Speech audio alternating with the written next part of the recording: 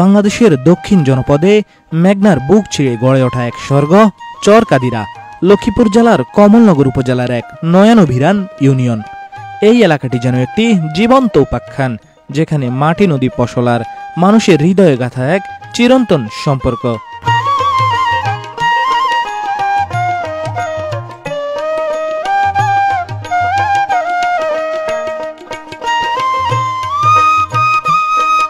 এই ইউনিয়নের সবচেয়ে মন কাড়া দৃশ্য, দুপাশে বিস্তীর্ণ সবুজে জমির মাঝে একটি পিচ ঢালাই সোজা রাস্তা। দূর থেকে তাকালে মনে হয় এটা সুইজারল্যান্ডের কোনো গ্রামীণ পথ। বাংলার হৃদয়ে গড়ে ওঠা এক টুকরো ইউরোপ। জলের আলোয় জলমল, বাতাসে দানের গন্ধ। চরকাদিরার এই রাস্তা যেন এখন একটা স্বপ্নের রেখা। সামাজিক যোগাযোগ মাধ্যমের বদৌলতে এখন এই রাস্তাটি যেন সকাল সন্ধ্যায় জেগে থাকে।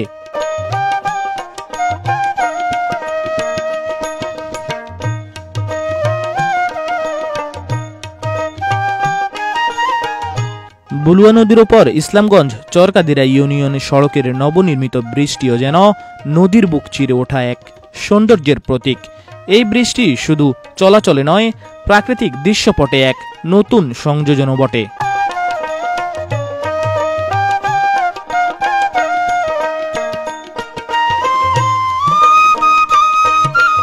এই নয়নাভিরাম এলাকাটির আছে শত বছরের ইতিহাস।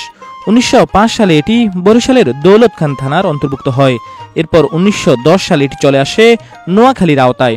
1917 সালে রামগতি থানার অধীনে চরকাদিরা মৌজা হিসেবে গ্যাজেটভুক্ত হয়। 1955 সালে চরকাদিরা ইউনিয়ন বোর্ড গঠিত হয়। স্বাধীনতার পর 1972 সালে এটি রূপ নেয় ইউনিয়ন কাউন্সিলে এবং 1983 সালে এটি হয়ে ওঠে একটি পূর্ণাঙ্গ ইউনিয়ন পরিষদ।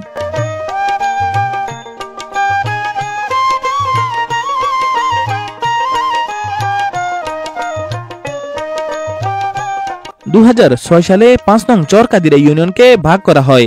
সেই বছর গঠিত হয় নতুন উপজেলা কমলনগর। চরকাদিরা পায় নতুন নম্বর 8 নং ইউনিয়ন, আর দক্ষিণ অংশ হয়ে যায় 9 নং তোরাবগঞ্জ ইউনিয়ন।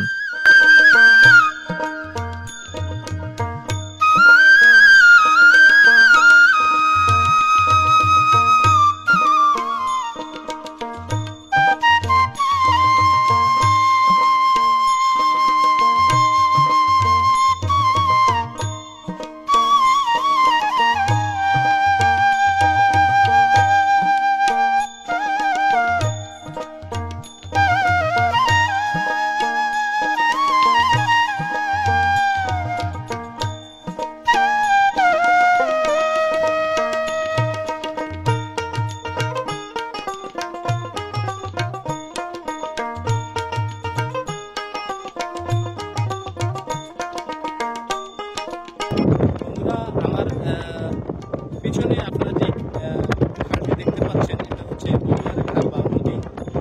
বিশেষ করে এটি বর্ষার মৌসুম আসলে এরকম যৌবনে টল টল করে ওঠে পানি দিয়ে। আর যখন আসলে বর্ষা শেষ হয়ে যায় তখন এই খালটি আমরা অনলাইন বিভিন্ন জায়গায় দেখেছি যে খালটি শুকিয়ে যায়। তো বর্ষায় আসলে এই অঞ্চলের রূপরেখা একেবারে চেঞ্জ হয়ে যায়। বিশেষ করে আমরা যখন টাঙ্গুয়ার হাওর বা অন্যান্য যে রাস্তাগুলো দেখি, একেবারে সেই রকম না হলেও কিছুটা হলেও মিল আছে যে আমাদের লক্ষ্মীপুর কমলনগর উপজেলার যে চরকাদিরা ইউনিয়নের যে এই হাওরের বুক ছেড়ে যে ব্রিজটি অথবা যে রাস্তাটি গিয়েছে, অত্যন্ত দৃষ্টিনন্দন, খুবই দারুণ, এক কথায় অসাধারণ। বিকেলের নরম আলো ধীরে ধীরে নেমে আসছে চরকাদিরায়। বুলুয়ার ঠান্ডা হাওয়ায় মাঠ জুড়ে এক প্রশান্তিময় নীরবতা। গ্রামের কাঁচা রাস্তা ধরে একে একে গরু নিয়ে ফিরছেন কৃষকেরা। বন্ধুরা, আমার মনে হয় লক্ষ্মীপুরের ভিতরে যে ইউনিয়নগুলো আছে, সেই ইউনিয়নগুলোর ভিতরে এই চরকাদিরা ইউনিয়নটি সৌন্দর্যের দিক দিয়ে একেবারে প্রশংসার দাবিদার। প্রকৃতির এই বন্দনা এখানে অনেকেই এসে শিল্পী হয়ে যায়।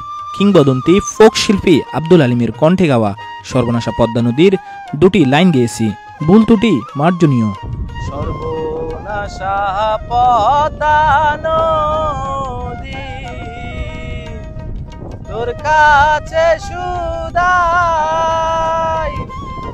বলা মারে তোর কি রে আর বল, আমারে তোর কি রে আর, কুল কিনারা না,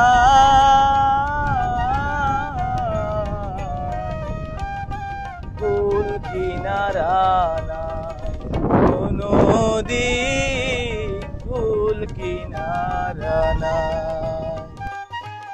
দুপাশে থই থই পানি, মাঝখান দিয়ে সরু কাঁচা রাস্তা। বর্ষার মৌসুমে চরকাদিরা যেন জলের দেশে রূপ নেয়। গ্রামের মাঠ, ধানক্ষেত, বিল সব থই থই পানিতে একাকার।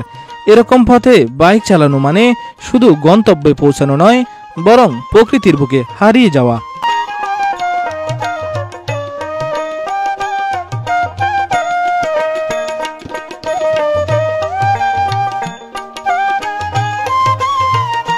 ব্রিজের রেলিং এর উপর উঠে বুলুয়া নদীর বুকে ঝাঁপিয়ে পড়েছে এখানকার ছেলেরা। চোখে বিন্দুমাত্র ভয় নেই। এরকম সুন্দর এক শৈশব আমরাও কাটিয়ে এসেছি, তা এখন শুধুই স্মৃতি। গল্পের খোঁজে গত 3 বছর ধরে লক্ষ্মীপুরের নানা প্রান্ত ঘুরে বেড়িয়েছি, তবে সত্যি বলতে এমন সৌন্দর্যপূর্ণ স্থান আমার চোখে আর পড়েনি। ভিডিওটি ভালো লাগলে লাইক, কমেন্ট, শেয়ার করে অন্যকে দেখার সুযোগ করে দিন। ধন্যবাদ।